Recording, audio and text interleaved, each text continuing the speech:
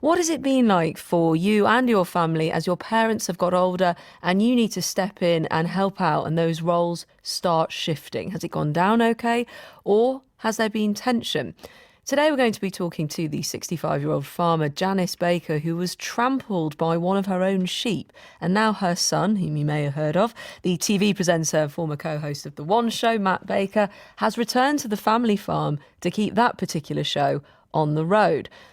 Though to the tale of the shepherdess and the TV presenter, a mother and son. Last summer, Janice Baker, a shepherdess on a farm in the Durham Hills, was badly injured when she was working, having been trampled by one of her own sheep. The animal, which typically weighs around 90 kilos, was scrambling to get out of its pen and broke her leg and hip. Her husband called their son, who happens to be the country file and former One Show co-presenter Matt Baker, and begged him to come home and help keep the whole farm going. He dropped everything with his whole family and did. And their story, of course, with his other job as a television presenter, is now on TV, 4-part series for more for. And I'm happy to say Janice now recovered from the accident and both of them are on the line with us now. Janice, if I could come to you first, which probably doesn't always happen in the order of who gets to have the microphone in your family. How are you? I'm really well, thank you. A lot better than I was in episode 1 of the programme. Yes. Do tell us what happened to you. I described it a little there.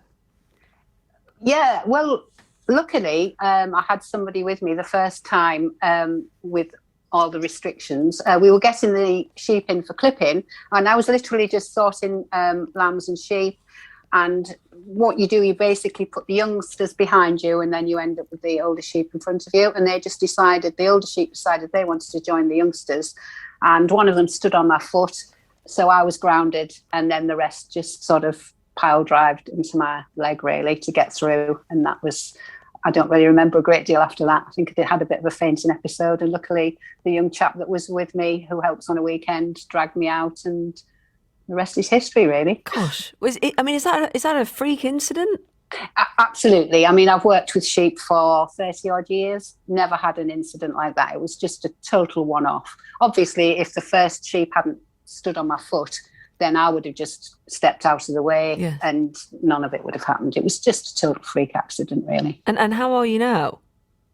I would say probably about 80%. Had fantastic physio from Matthew's wife, Nicola. Luckily, she's a qualified physio, so that really helped. I would say I think I'm about 80%. I do tend to actually walk through gates now rather than climb over them. But and with it being on a hill, it is, it's not flat anywhere really. But yes, I'm almost back to full health. I love that you just called him Matthew. Hello, Matthew Baker. Good morning, Emma. Good morning. Yes, I'm forever known. It's funny, really, because Matt is kind of my stage name, but my whole family call me Matthew, really. So I know when I'm not on telly if I hear my name being shouted. Well, Matthew Baker, Matt Baker. Yes, good morning to you. You on a serious note here, that must have been a horrible call to have received from your dad. Yeah, absolutely. And, my mum is so stoic and she's so determined and a brilliant role model, really, for me growing up as well. And there was never any kind of doubt in the way that mum runs the farm and the way that she is. And to hear that and suddenly know that things were going to change pretty quickly, because my dad's not well enough to run the farm. It's always been my mum that's in charge. And when something like that happens, and we were a long way away, we've got a place up in the Chilterns not far away from when I'd be commuting in and out of for the One Show, which is where I was based for the 10 years that I was on the show. But we've got kind of like a mini extension of the farm down here with sheep and chickens and all of that. And so as soon as Dad rang and said, look, this thing has happened, we were like, right, we've got to up sticks. So we literally transported all of our animals. Everything went back up to the farm for us then to start looking at the situation and saying, right, things need to change. We're 1,000 feet above sea level. Mum's looked after these big, heavy sheep for a long time.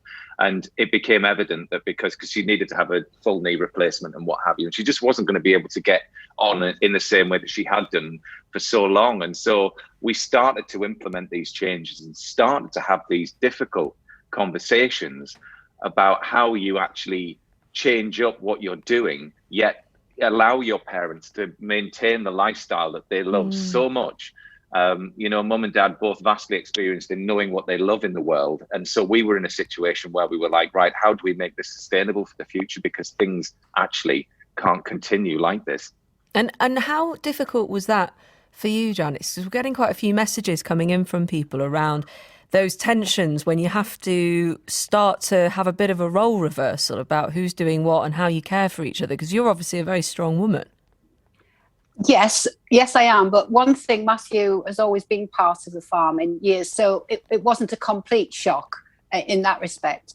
But with me not being, what's the word? I don't know, not 100% fit at the time, I realised very quickly that things were going to have to change. And in a way, it was a relief that he came, and I know his dad was really relieved that he was going to take over. And we did discuss things. One or two things were, I'm not sure about that. But as we carried on talking about, but you could still do this, then I realised actually maybe it would be fun to have a new start in similar, with what we've gone for, a lighter sheep and hardier sheep. So before it was a pedigree flock, and pedigree flocks down flocks take a lot of looking after, especially where we are. So I could see the merit. I could see what he was saying was actually practical. It was just a way of implementing it, really, and he just sort of took over from there. Matt, how have you felt about this? Because on some of the messages from our listeners talking about, there's a happiness that you can help, but there's also a sadness when you start to see things have to change and you think about your own future. Yeah, it was interesting actually, because I think a farm is a perfect example of this. And we've made this whole show, Our Farm in the Dales, which is, it follows the process. And because it's not kind of a rural show as such, but it's these family issues that so many families go through. And it's set to the backdrop of a farm, which is so multi-generational, because my children are in it too. They're a big part of the changes. There's the middle generation with me and my wife, and then there's my mum and my dad. And it's kind of how you come to these decisions as a whole, as a family. And actually, farming is sometimes so, I don't know, you do what the generation before you did because the generation before that did it too, and you end up in this long chain. And actually the messages that I've had, I mean, I've put certain things up on Instagram and I've been inundated with people saying, we've been in this scenario, we've been in this situation, and thanks for just showing that if you talk about it, then everybody can air their concerns and can say what they think is best for each other to go forwards. And we've always been a very close family. We've always done what's right. Mum and dad have always supported me in what I want to do. And then there's this time in your life where the tables turn and you start looking after your parents in the same way that they've always looked after you. And as Mum's saying there, we brought on all these new different flocks and these new sheep and what have you. And for my children to be part of the selection of those sheep, in going forward, doing something that my mum's going to, spend all of her time with, to have her grandchildren doing that is such a wonderful thing for the future of the farm. And so to have the backdrop of this multi-generational scenario of the farm highlights all of these issues that we're talking about. Was there any part of you that thought you might not come back? No. I mean, I was straight there. To be honest with you, every opportunity that I'm not on the telly, I'm back there on the farm. And so it's always been a big part of me. I always call it home for that reason. And, it's an organic farm. There's been so much investment that's been put into it to turn it into what it is now, that it's like a magnet, that place. And it's so beautiful. That's a huge credit to you, Janice, isn't it? Because your background isn't farming, or wasn't when you were growing up. Is that right? No, it wasn't farming. I have, to be honest, I'm the first generation. I don't have a background. I'm adopted. So I think I'm just genetically programmed to be outside and enjoy the wildlife and the animals. I have no idea where it's come from, but from being very, very young, I always wanted to know what was in that field and what was growing.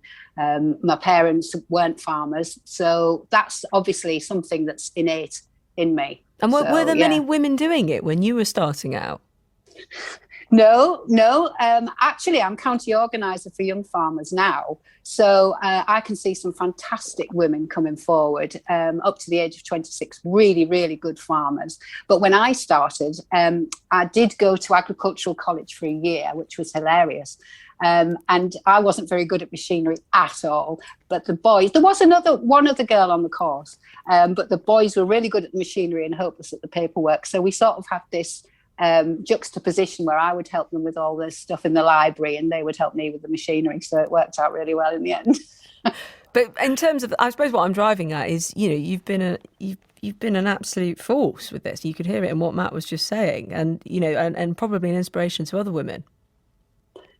Well, I just did what I really, really wanted to do, and Mike, my husband, supported me in that, and I just went for it. I just followed my dream. I mean, I stood in episode 1 that's just gone. I stood in the same field, and it was just a sheer coincidence with my first few very mini flock of sheep that I bought in the same place as where we'd got the new herdwicks. And I was scared. I stood there 30 odd years ago and I thought it was great. And then I suddenly realized, crikey, they're all, these animals, and this place is now your full responsibility. You better get it right. So that was it really. That was the passion. Janice and Matthew Baker, thank you. Thanks, Emma. Our Farm in the Dales is on More For Wednesdays Perfect. at 9 o'clock. I'm very happy I can call him that. And I have to say, many messages coming in.